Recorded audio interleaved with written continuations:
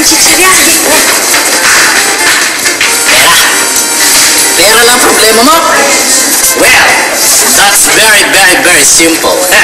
Etong si Uncle Clinton, may bago ng rocket. May nakilala ko. Macdugas ang pangalan. Siya ang nakadiscover ng lahat ng gold ni Yamashita.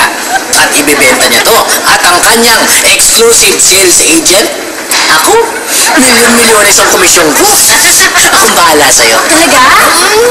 Promise? Promise! Sure ball yan. Sure ball. Yes! Thank you. Pero, hindi ko muna to Ay, gusto kong gabutin. Uncle, sure ball ba o dead ball? Alam mo yan ang problema sa mga bata ngayon eh. Walang bilib sa anghel nila.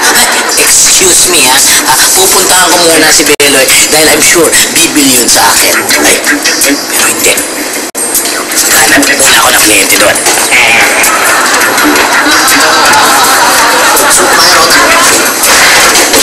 Anak, nakita ka bang mamang dumaan dito? Mama? Oo, floral na Wala? Sigurado ka? Huli ka! Hindi ka ba na nagbabago hanggang ngayon? Magugulatin ka pa rin. Sabi ko nga, hindi nga ako nagbabago eh. Ay, nak, pakilala kita sa dati kong kaklase, si Roron, si Roda. Nako. Varsity basketball, first year hanggang fourth year. Varsity volleyball, fourth year. Cheerleading squad, third year. Most photogenic, ginoong mag-aaral, inter-high school, beauty pageant. Kamusta po kayo? To, sino ba napangasawa mo? Ako, napangasawa ko. Naalala mo ba si Chona? Chona. Chona. Yung malambing, magandang Chona na boses anghel. Oo, yun. Yung shota ko si Chona. Naging shota mo ba yun? Hindi, muntik na. Pero patay na patay sa akin. Alam mo, kung magkita lang kami pagkatapos natin mag-graduate. Alam mo, kaming dalawa nagkatuloy. Ganun kami. Talaga? Kaya ang swerteng unggoy na napangasawa nun. Siguro, isang artista. Kaya, isang mayaman na politiko. Hindi politiko, hindi artista. Oh? Hindi rin mayaman eh. Kakilala mo kung sino napangasawa niya? Oo, close kami eh. Close ko yun na. Close? Sino? Ako. Ikaw? Ako. Grabe magpantasya itong tatay mo. Talaga si Pandake ko. Grabe kang magpantasya. Hindi. Seryoso. Sino ba napangasawa ni Jonah? Ako nga. Ako na pangasawa niya. Huwag kang magbibiro tungkol kay Jonah ng ganyan, ha? Hindi po siya nagbibiro. Nanay ko nga po si nanay. Chona pala. Nanay mo si Jonah? Oo. Anak ka ni Jonah? Opo. Oo. Oo. Niloko mo yata ako. Hindi mo naman kamukha yun eh. Mabuti pa, dalhin nyo na lang siya sa bahay para malaman. Sige, dali mo ako sa bahay mo para makita ko. Para mahinto na tong pantasya mo. Halika. Ronron, halika, pasok ka. Oh. Nasaan si Jonah? Jonah! Jonah! Tay, sino po siya? Eto siguradong anak mo to. Kasing liit mo eh. Tay?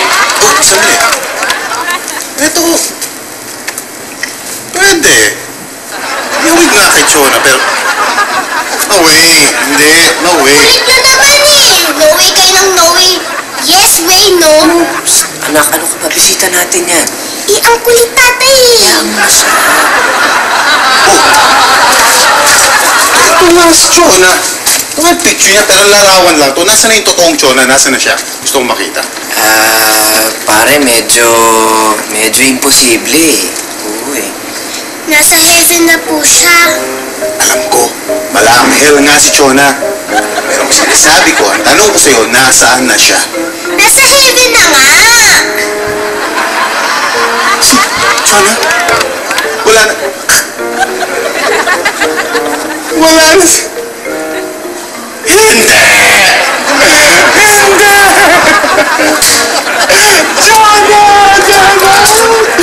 Chona! Pare, marami ka ng pagsisisi mo ah. Talaga nagsisisi ka, iniwan mo kasi.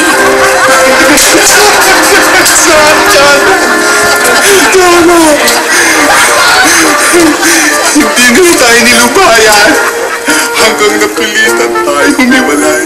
Parang isang kahapong labang.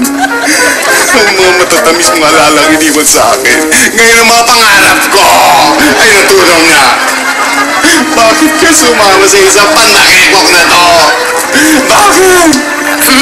Pare, picture ng yung maupong asawa, pwede. Yan.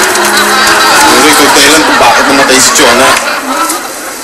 Pero hindi pare. Nandito ka naman. Siguradong mag-i-enjoy ako sa mga susunod na araw. Ano pong gagawin niyo? Eh, ba't ko sasabihin sa'yo? Tatay, bakit ka pumapayag na tratuhin kang ganon? Ang laki niya eh. Hindi, tsaka, hayaan mo si Ron, ganun lang yun. Kasi medyo may pagka-immature eh. Isip bata ba? Lagyan mo naman itong bag mo dyan. Oo nga, no? Hayaan mo na yung Roda. Oh, ano, yung tuition fee mo, okay na? Yung resibo, okay na? Ay, naku, Tay! Oh, Naman kasi nahayaan yung tratuhin kayo ng ganun eh. kasi nga, ang laki niya eh. Hindi, teka, sandali lang. Di ba ikaw nagsabi sa akin na hayaan ko na siya? Di ba? Sabi mo, Oo, pero di kasi nakakainis na siya eh. Sumusobra na siya eh. Kala mo sino. ganon? Oo. Teka, sandali. Ano nga ba yung pinag-uusapan natin? Meron akong gusto. Tungkol sa... Ulam!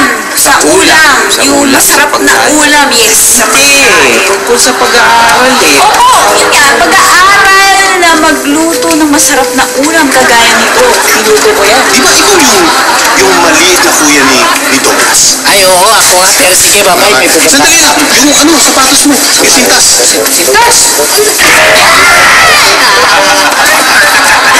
Akala mo, nakalimutan ko yung paborito joke ko sa'yo, no? O sige, iwan ko na ako. Nilakad pa ako. Sige. Nako, talaga. Clinton, ibang klase din yung classmate ni Douglas na yun. Ewan ko ba, parang sumpa yung taong yun sa amin eh. Pero, di bale, meron akong good news. Kilala mo si Jimmy McDougas? Yung nahuli dahil sa mga peking ginto. Ha?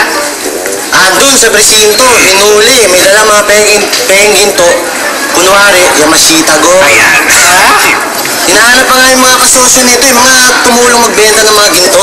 Ay, mabuti na lang. Hindi ako napasama sa mga yun. Clinton, ano naman yung magandang balita doon? Juan, alam mo ba na pwede na magpakasal ngayon ng mga bakla? Ngayon yun. Wala. Gusto ko lang ikwento. Sige. Clinton,